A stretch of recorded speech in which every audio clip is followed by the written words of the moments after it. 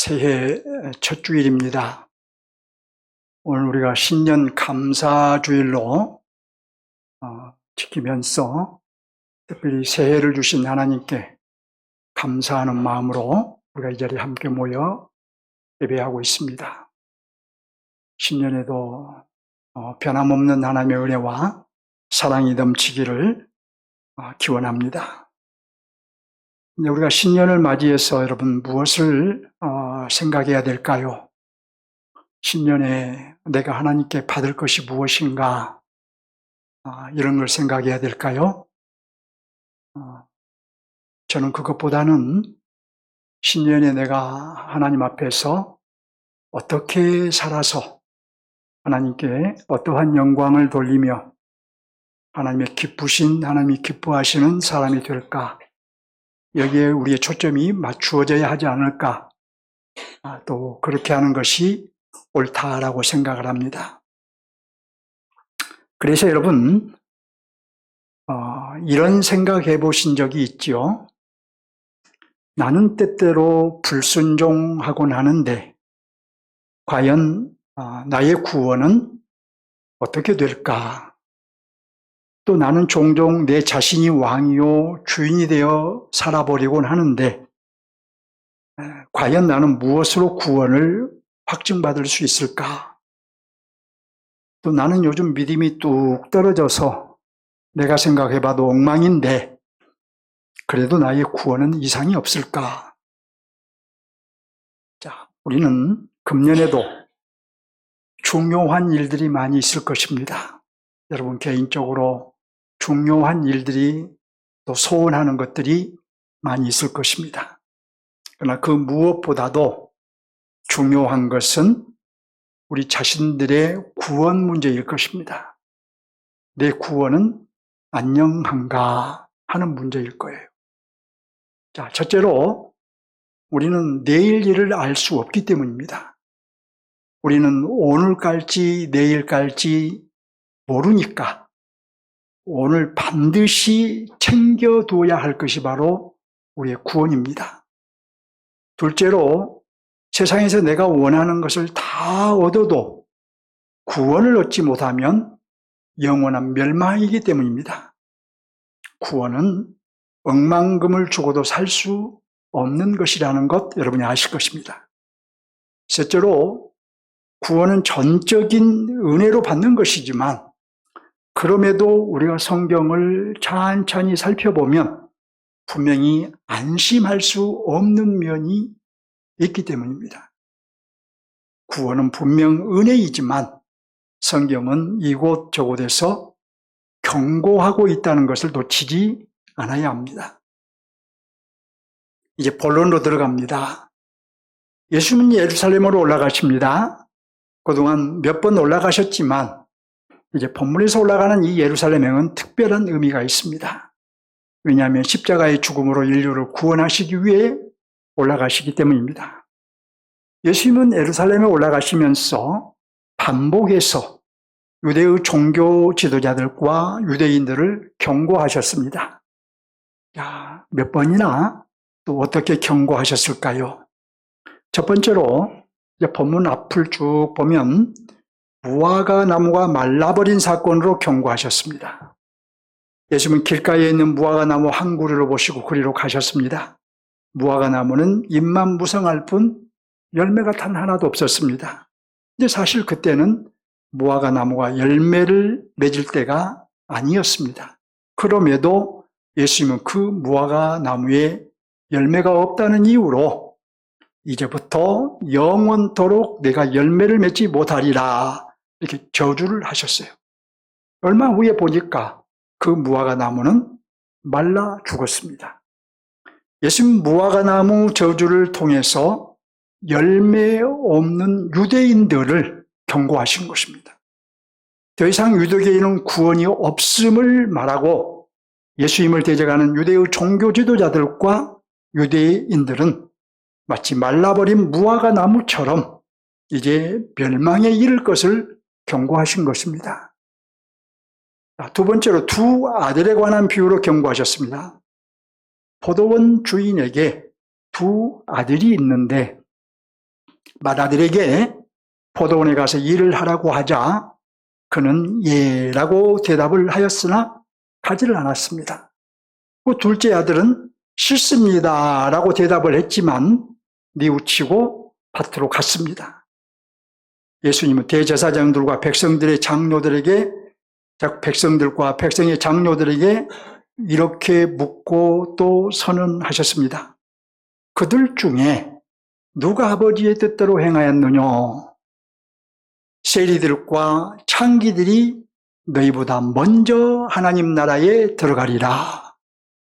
이 비유에서 예라고 대답하였으나 가지 않은 첫째 아들은 제사장들을 비롯한 유대의 종교 지도자들과 유대인들을 의미하고 싫습니다 라고 대답하였으나 뉘우치고 간 둘째 아들은 세리와 창기 등 죄인들을 의미합니다.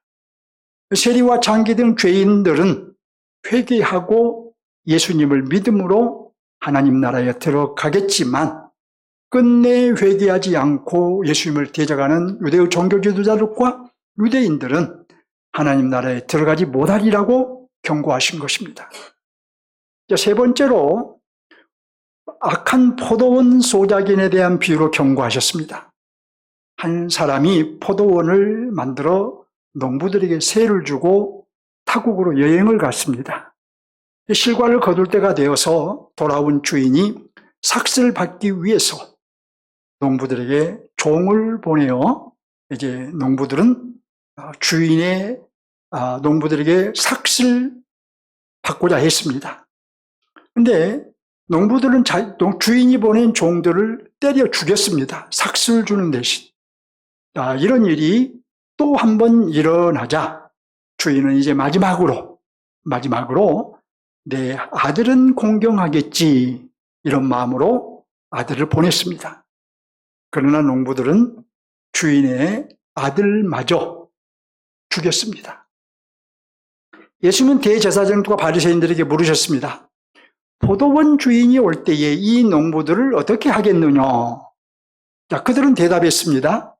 이 악한 자들을 진멸하고 포도원은 제때의 실과를 바칠 만한 다른 농부에게 새로 줄지니이다. 예수님은 그들에게 말씀하셨어요. 그러므로 하나님의 나라를 너희는 빼앗기고 그 나라에 열매 맺는 백성이 얻으리라. 이 비유에서 주인의 아들을 죽인 농부들은 제사장들을 비롯한 유대의 종교 지도자들과 유대인들을 의미하며 그들은 하나님 나라에 들어갈 수 없을 거라고 이 비유를 통해서 경고하신 것입니다. 자, 본문도 계속되는 경고성 비유입니다. 한 임금이 아들을 위하여 혼인잔치를 베풀었습니다. 임금은 아주 오래전에 이미 1차 초청을 했고 잔칫날이 되어 종들을 보내어서 2차 초청을 합니다. 자, 하지만 어떻게 되었을까요? 초청받은 사람들의 반응을 볼까요? 이제 본문 들어가서 5절과 6절을 봅니다. 그들이 돌아보지도 않고 한 사람은 자기 밭으로 한 사람은 자기 사업하러 가고 그 남은 자들은 종들을 잡아 모욕하고 죽이니 이렇게 말하지요. 초청받은 사람들이 이런 핑계 저런 핑계를 대며 임금의 초청에 응하지 않았습니다. 심지어 어떤 자들은 임금이 보낸 종들을 잡아서 죽였습니다. 임금은 어떻게 했나요? 이제 7절을 보시기 바랍니다. 임금은 첫째로 노하여 군대를 보냈습니다. 둘째로 그 살인한 자들을 모두 진멸했습니다. 셋째로 그들이 사는 동네를 불살라버렸습니다. 이후에 종들에게 뭐라고 말합니까? 이제 9절을 볼까요? 네거리 길에 가서 사람을 만나는 대로 혼인잔치에 청하여 오라. 이렇게 말하죠. 초청한 사람들이 오지 않으니까 길 네거리로 나가서 만나는 대로 청하여 잔치집을 채우라는 것입니다. 종들은 길 사거리로 나가서 악한 자나 선한 자나 만나는 대로 청하였습니다. 죄인들도 청하고 다 청했습니다. 세리도 정하고 다 청했습니다. 그래서 혼인잔치에는 이제 손님들이 가득 채워졌어요. 임금이 손님들을 보러 나왔습니다. 잔치가 시작되기 전에 부적격자가 없는지 살피러 나온 거예요. 임금은 나와서 살피는 중에 한 사람을 주목했습니다. 어떤 사람을 주목한가요? 11절을 봅니다. 11절을 보면 예복을 입지 않는 한 사람을 주목하지요. 임금은 그에게 묻습니다. 12절을 봅니다. 친구여, 어찌하여 예복을 입지 않고 여기 들어왔느냐? 임금이 베푼 잔치에 초청받은 자는 그에 합당한 복장을 입는 것이 상식이었습니다. 적합한 복장을 갖추지 않는 것은 왕에 대한 무례와 불경이었습니다. 하지만 그는 뭐라고 대답한가요? 12절 하반절을 보세요. 아무 말도 하지 못했다고 하지요. 어찌하여 예복을 입지 않고 여기 왔느냐라고 임금이 묻는데 그는 아무 말도 하지 못했어요. 특별한 사정이 없었음에도 예복을 입지 않았음을 의미합니다. 임금은 사환들에게 명합니다. 뭐라고 명했을까요? 13절을 봅니다. 그 수족을 결박하여 바깥 어둠에 내어던지라. 거기서 슬피 울며 이를 갈미 있으리라. 임금은 예복을 입지 않는 사람이 혼인잔치에 참여하는 것을 불허했습니다. 그뿐만 아니라 바깥 어두움에 던지라고 했습니다. 그를 영원한 지옥의 형벌에 처한다는 뜻입니다. 그는 지옥에서 고통스러워 슬피 울 것입니다. 후회하며 이를 갈 겁니다. 자, 이제 주님은 비유를 마치십니다. 14절을 봅니다. 뭐라고 마치십니까? 청함을 받은 자는 많되 택함을 입은 자는 적으니라. 잔치에 청함을 받은 사람은 많습니다. 잔치집에 가득 찼습니다. 하지만 어떤 자는 적습니까? 어떤 자가 적어요? 택함을 입은 자는 적습니다. 청함을 받았다고 다 택함을 받은 것은 아니라는 것을 알 수 있지요. 청함을 받아서 다 잔치집에 참여했는데 그들이 다 택함 받은 사람은 아니라는 것을 알 수 있지요. 본문의 혼인잔치는 무엇을 의미할까요? 초청에 응하지 않는 자들은 누구를 가리킬까요? 그리고 길 사거리에서 만나 잔치집에 들어온 이들은 누구를 가리킬까요? 자, 이게 혼인잔치는 하나님의 나라를 의미합니다. 예수님은 종종 하나님의 나라를 혼인잔치에 비유하셨어요. 자, 그리고 임금의 초청에 응하지 않고 또 종들을 죽인 사람은 대제사장들을 비롯한 유대의 종교 지도자들과 또 유대인들을 가리킵니다. 예수님을 배척한 유대인들. 자, 여러분, 그들은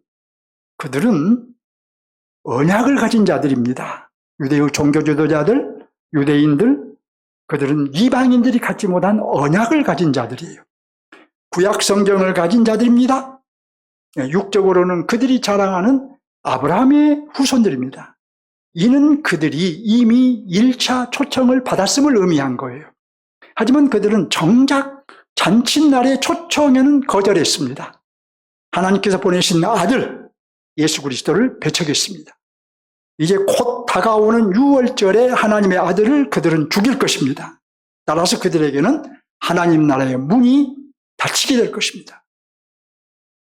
반면에 길 사거리에서 만난 사람들은 세리나 창기 등 죄인들을 의미합니다. 나가 이방인들을 가리킵니다. 그들은 하나님의 초청에 응하였습니다. 하나님께서 보내신 아들 곧 예수 그리스도를 믿었습니다. 따라서 그들에게는 하나님 나라의 문이 활짝 열리게 될 겁니다.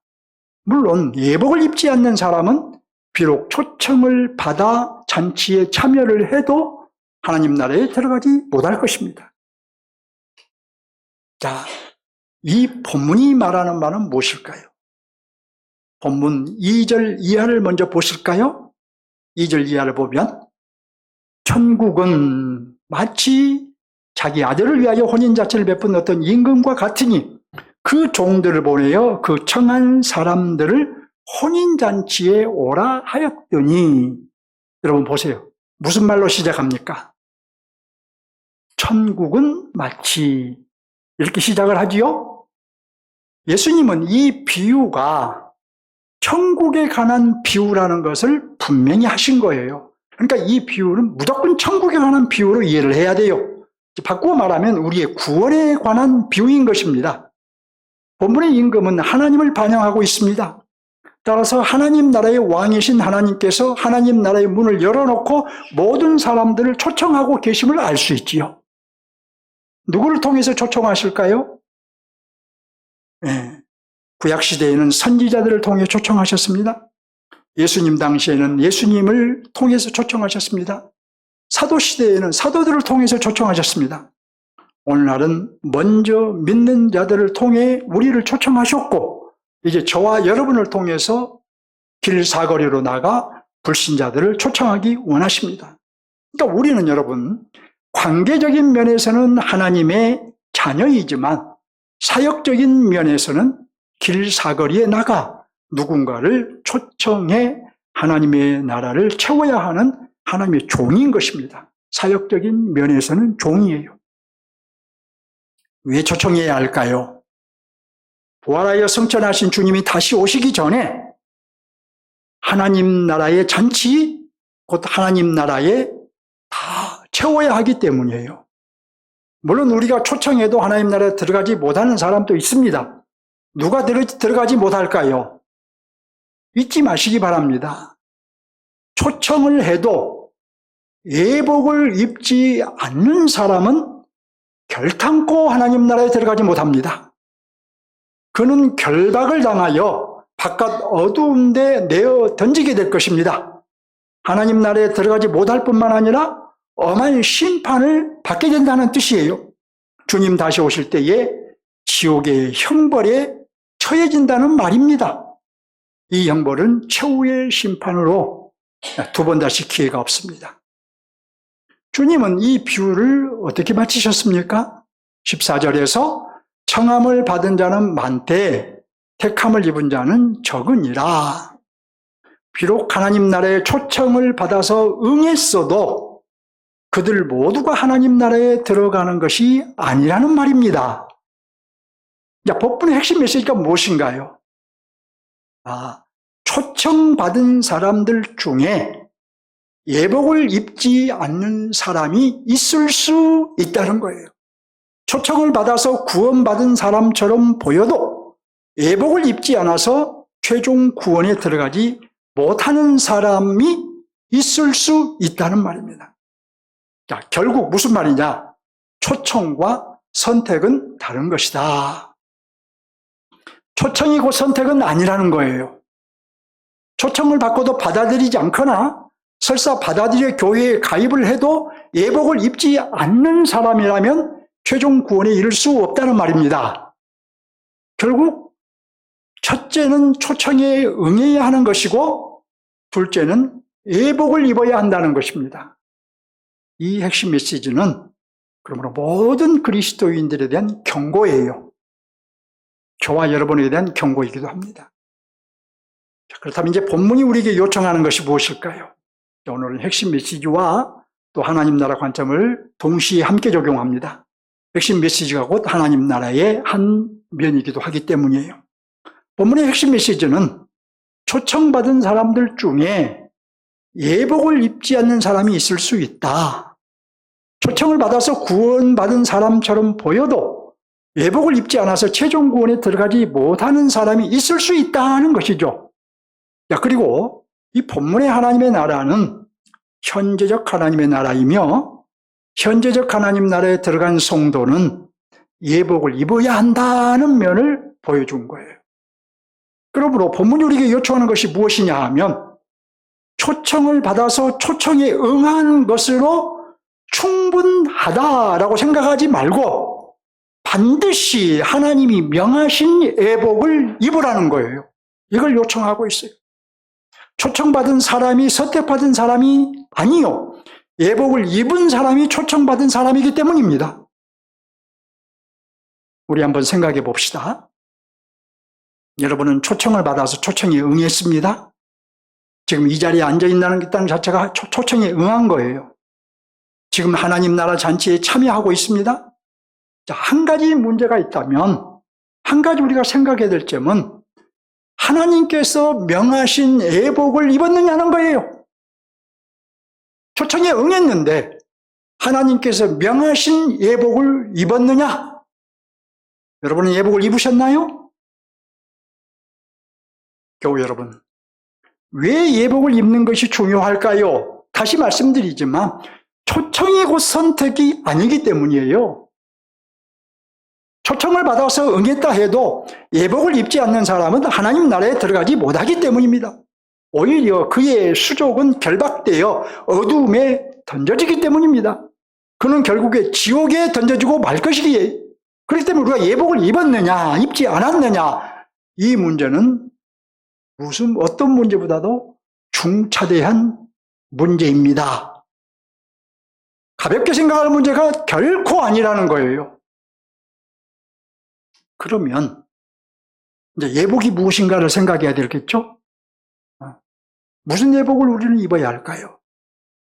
본문의 한 사람은 마땅히 입어야 할 예복을 입지 않았어요. 예복이 없어서 안 입은 것이 아니라 당시에는 왕이 예복을 제공해 줍니다. 잔치에 참여한 이들에게 입을 예복을 제공해 줘. 그게 왕이 예복을 제공해 주었음에도 그 한 사람은 입지 않은 거예요. 그가 예복을 입지 않은 것은 바로 임금을 경멸한 것입니다. 임금을 무시한 것입니다. 왜냐하면 예복을 입으라는 임금의 명령에 불순종한 것이기 때문이에요.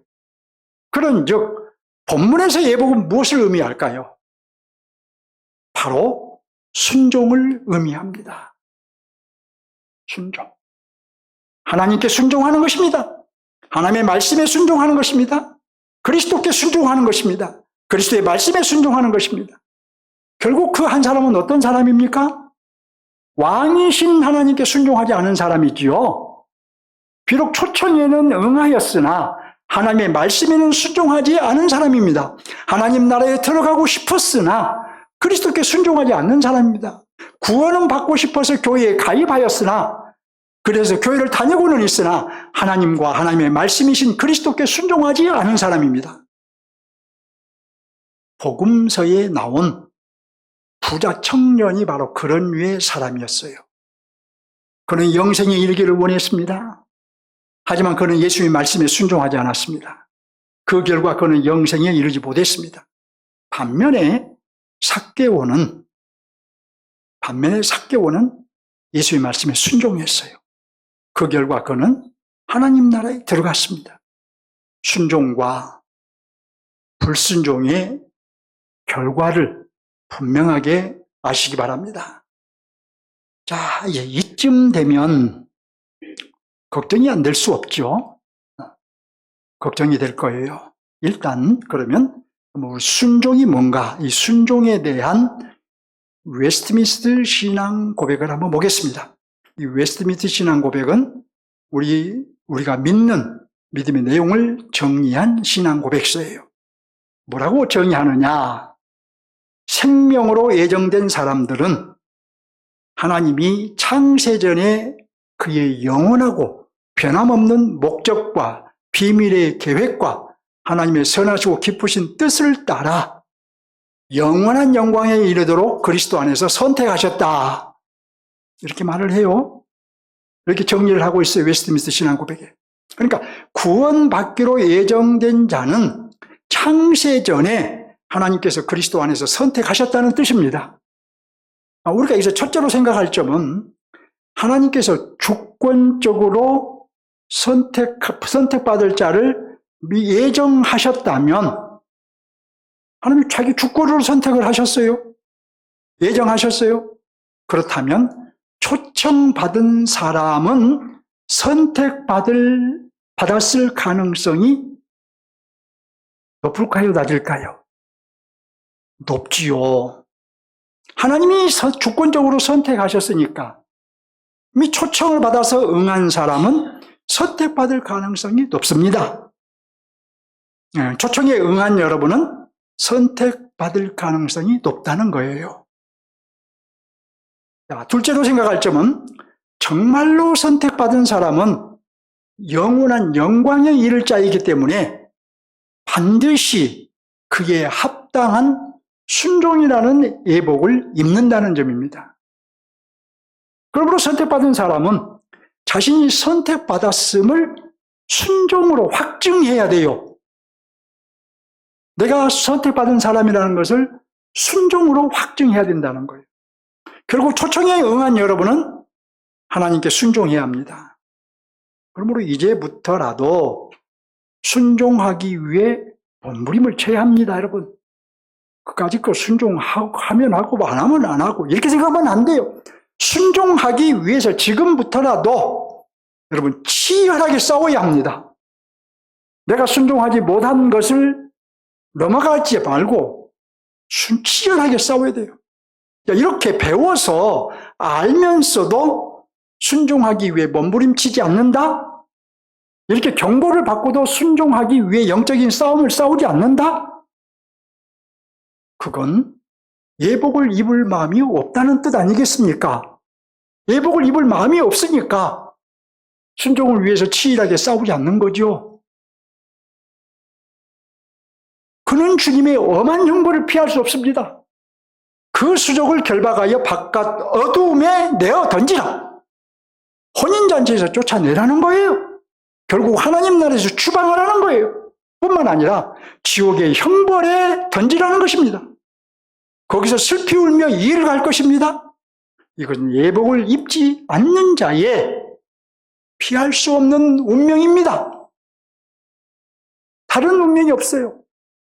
정해진 이것이 바로 피할 수 없는 운명이에요. 그렇다면 이제 우리는 구체적으로 우리가 입어야 할 예복이 무엇일까요? 구체적으로 대체 무슨 순종을 해야 예복을 입은 자일까요? 물론 모든 순종을 다 하면 좋겠지만 성경은 우리의 불완전함을 탓하지 않으십니다. 어쩔 수 없다고 그래서 그리스도를 보내셨어요. 성령을 보내셨어요. 그렇지만 여러분 중요한 것 세 가지가 있어요. 이것만은 예복을 입어야 돼요. 첫째로 예수 그리스도를 믿고 순종하는 이 예복을 입어야 돼요. 이 예복은 우리가 가장 먼저 입어야 할 예복입니다. 본문에서 예복을 입지 않는 사람은 바로 이 예복을 입지 않는 사람이에요. 예수가 그리스도시요 하나님의 아들이심을 믿지 않는 사람이었습니다. 지금도 예수 그리스도를 예복으로 입지 않는 사람은 하나님 나라 잔치에 참여할 수 없습니다. 들어갈 수 없어요. 예수가 그리스도시요 하나님의 아들이심을 믿지 않는 사람은 지금은 물론이고 앞으로도 영원토록 하나님 나라에 들어갈 수 없습니다. 여러분, 이 예복을 입으셨는지 점검 꼭 하셔야 돼요. 여러분 자신을 보세요. 이 예복을 입으셨는가? 예수가 그리스도시요 하나님의 아들이심을 확고히 믿으신가요? 예. 예수 그리스도를 확고히 믿으셔야 예복을 입은 거예요. 예수 그리스도를 확고히 믿고 그 믿는다는 실증을 보여야 이 예복을 입은 거예요. 아무리 큰 문제 앞에서도 이 예복만은 벗지 않아야 합니다.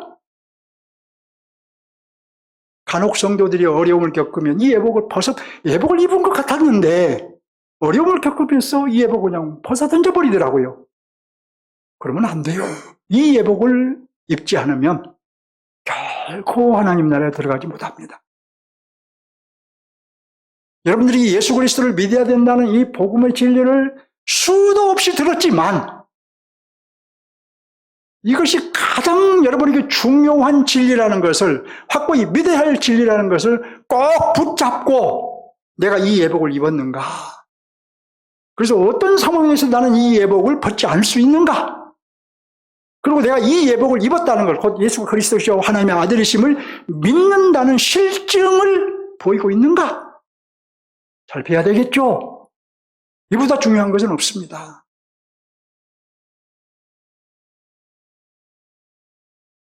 그러면 이제 어떤 사람이 예수 그리스도를 예복으로 입은 사람일까요? 예수 그리스도를 예복으로 입는다? 첫째로 예수님의 죽음과 부활을 믿는 사람입니다. 이런 내용은 여러분 충분히 아실 거예요. 둘째로 부활주를 자신의 왕으로, 주인으로 인정하는 사람이에요. 셋째로 죽으시고 부활하신 그리스도의 생명으로 사는 사람입니다. 이런 사람이 바로 예수가 그리스도시요 하나님의 아들이심을 믿는 사람이에요. 곧 그리스도를 예복으로 입은 사람입니다. 내용 없이 예수 그리스도를 믿는다? 예수 그리스도를 믿는 거 아니에요. 예복을 입은 것이 아닙니다. 잠깐 말씀드리면 지난주에 어느 신천지 한 분이 나를 찾아오셨어요. 아주 70대 할머니인데 찾아와서 어쩌저쩌 하더니 친교실로 쭉 들어와요. 명함을 한 장 달라고 하면서 전화번호 달라고 콧구르기에 올 것처럼. 이상하다. 이제 테이블에 마주 앉아서 내 눈을 보세요. 다른 교당 가봤죠. 이제 그분이 그 전에 다락방 얘기를 했었어요. 다락방 가봤죠? 당신 신천지죠?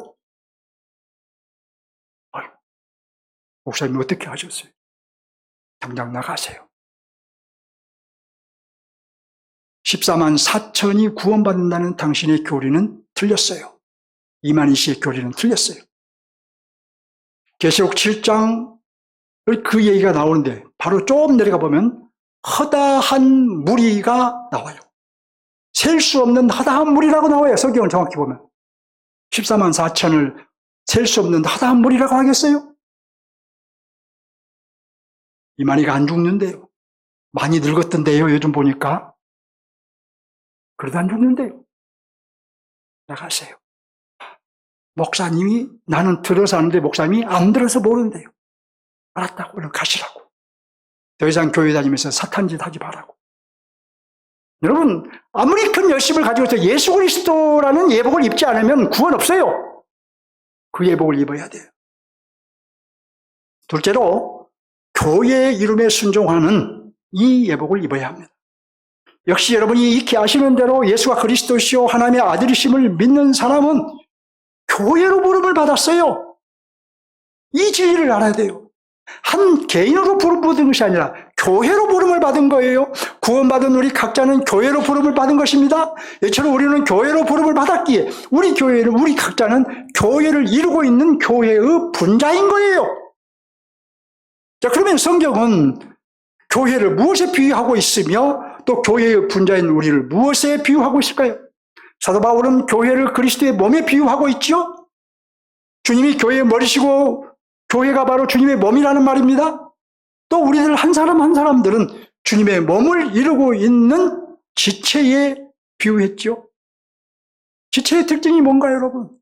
내 몸의 손과 발과 기둥이 지체들을 생각해 보세요. 유기적인 관계를 갖고 있습니다.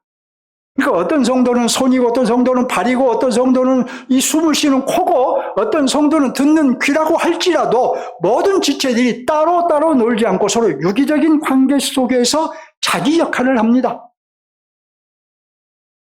각 지체들이 이렇게 유기적인 관계 속에서 자기 역할을 함으로써 자신이 이루고 있는 몸을 온전하게 합니다.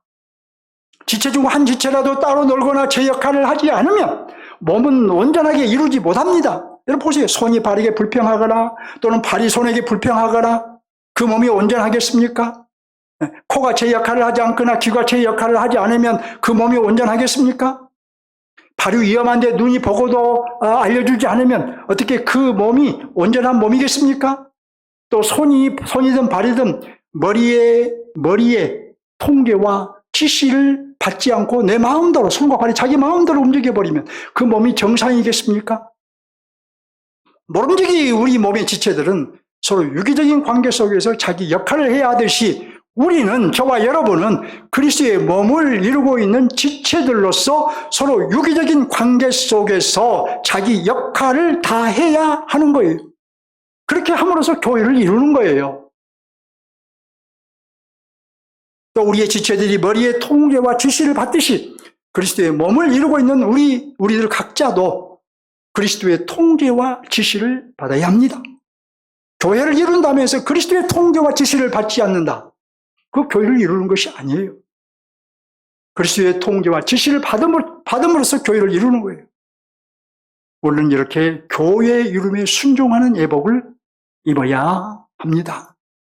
자, 셋째로 주일날 선포되는 말씀에 순종하는 이 예복을 입어야 돼요. 성경 66권이 다 하나님의 계시의 말씀이고, 그래서 우리는 언제든지 하나님의 계시의 말씀을 접할 수 있습니다. 요즘 말씀을 접하는 길이 너무 넓어서 너무 많아서, 하지만 여러분이 매주일 듣는 이 강론은 성격이 다르고 차원이 다른 거예요. 왜 이것을 말씀드려도 잘 수긍을 하지 못하는지 모르겠어요. 물론 다 수긍을 하겠지만 수긍을 한다면 따라야 되죠. 여러분이 매주일 듣는 강론은 그 성격이 달라요. 차원이 달라요. 여러분이 방송에서 듣는 것과 다르다는 거예요. 차원이. 여러분이 귀가 아프도록 들으신 대로 주일 강론은 다른 성도들에게 주신 말씀이 아니라 바로 우리에게, 여러분에게 주신 말씀이기 때문이에요. 또 주일 강론은 평가하고 감상하라고 주신 말씀이 아니기 때문이에요. 순종하고 열매를 맺으라고 주신 말씀이기 때문이에요. 그러니까 각 성도들은 자기 교회에서 선포되는 그 말씀을 자기에게 주신 말씀으로 받아야 되는 거예요. 대부분의 성도들은 주일 강론의 중요성을 정확하게 알지 못하고 있습니다. 그리고 제가 보기에 이 점을 신학적으로 이해하고 강조하지를 별로 목사님들이 않은 것 같아요. 여러분, 주일 강론을 자신이 속한 교회, 내가 속한 교회에 주신 말씀으로 이해를 하지 못하고, 그래서 주일 강론을 배부르게 먹지 않고 또 순종으로 열매 맺으려는 의지가 없다면, 배부르게 먹지 않으니까 순종하려는 의지가 없겠죠? 그렇다면 바로 교회의 분자인 우리는 교회를 이루는 것이 못 되는 것이고, 주일 강론을 통해서 우리는 동일한 말씀을 먹고 동일한 순종으로 동일한 열매를 맺어야 하는데, 그렇지 못하고 결국 영적으로 일치된 교회를 이루지 못하는 거예요. 한 교회를 다니는데 영적으로 일치를 이루지 못하는 거예요. 우리 각자는 주일 강론을 따라 사는 순종, 곧 예복을 입어야 합니다. 그래서 함께 순종하는 교회, 함께 열매 맺는 교회를 이루어야 됩니다. 뿐만 아니라 사도 바울이 권면한 것처럼 주일 강론을 통해서 우리 모두는 아는 것과 믿는 것이 동일한 교회, 그러니까 영적으로 일치된 교회를 이루어야 합니다. 에베소서 4장 13절에서 바울이 그렇게 가르쳐요. 제가 알고 있는 것과 여러분이 알고 있는 것이 동일하고, 장로님들이 알고 믿는 것과 성도들이 알고 믿는 것이 동일해야 합니다. 해서 우리 모두는 강론 말씀이 요구하는 동일한 순종을 하고 동일한 열매를 맺는, 그래서 하나된 교회를 이루어야 하는 거예요. 서로 다르면 한 울타리 안에 있어도 하나가 된 것이 아닙니다. 같아야 한 울타리 안에 있어서 하나가 된 것이죠. 그러니까 여러분들이 말씀도 묵상할 걸 제가 권면하고 있죠? 열심히 묵상하세요. 그러나 여러분이 주일 강론, 여러분의 목사가 선포한 이 주일 강론은 가장 여러분들이 중요하게 여기고, 그 말씀을 통해서 진리를 깨닫고 또 순종의 열매를 맺어야 하는 거예요. 이것을 제가 수없이 강조하고 있는데, 여러분 이것을 진지하게 좀 깨달았으면 좋겠어요. 그런즉 주일 강론은 모든 지체들이 함께 먹어야 할 말씀인 것입니다. 그래야 일치된 한 교회를 이룰 수 있으니까요. 또 주일 강론은 주일날만 먹으면 안 됩니다. 주중에 먹고 또 먹어서 일주일 내내 자연스럽게 그 말씀을 묵상해야 돼요. 그래야 함께 순종하고 함께 열매를 맺을 수 있으니까요. 또 주일 강론 말씀이 요청한 것을 순종하며 살아야 합니다. 듣기만 하고 끝내버리면 의미가 없어요. 삶으로 살아내야 진정한 의미가 있는 것입니다. 금년에는 주일 강론에 순종하는 예복을 입으시기를 주님의 이름으로 축원합니다. 주일 강론에 철저하게 순종하는. 오늘 강론이 뭘 요구합니까? 순종을 요구하잖아요. 말씀의 순종, 교회 이름의 순종, 강론 말씀을 따라 사는 순종. 여러분 오늘 말씀을 통해 이 세 가지를 마음에 새기고 실천해야 한다는 거예요.